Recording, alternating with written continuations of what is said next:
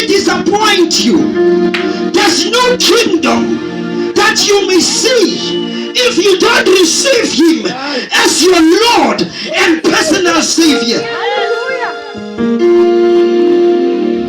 When they say receive him, we are not talking about church here. We are talking about make a decision while you can see, while you can walk, while you can hear, while you can make a decision. This is the time.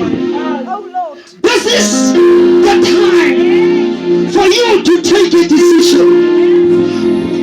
I have a wife. My wife cannot be born again for my sake. Amen. I cannot be born again for my wife's sake. My children cannot repent on my wife's sake. I cannot repent on my children's sake. But everyone will stand for himself. It is time, and it is time that you repent and make a personal decision that I receive this Jesus. You must say, with the death of our brother, I receive Jesus. It is not a joke. We are not making a joke here. We are not playing here. Let me disappoint you.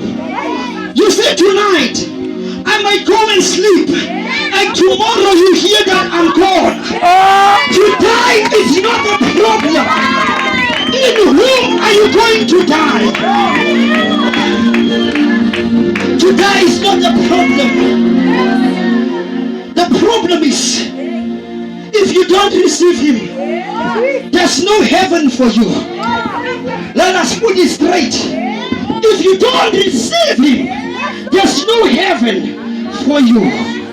Make sure that you receive him. The Bible says unless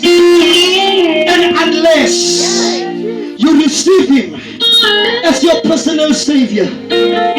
I hear normally at funerals we talk nice about people, and they say when that person is sleeping, he's going to heaven. Let me disappoint you. Whose heaven are you going to if you did not receive him as your Lord and personal Savior? Whose heaven are you going to? Whose heaven are you going to?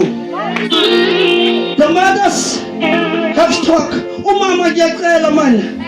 Ibile ndiyabonga namhlanje. Kodwa batshelile leqiniso. Leqiniso izobakhulula. Amen. Ngale minyaka. Hallelujah.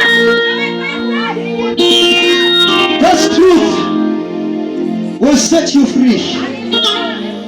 And this truth must set you free. Make a conscious decision tonight. It might be your last night sitting here. It might be your last night sitting here. It might be. Receive him as your Lord and personal Savior.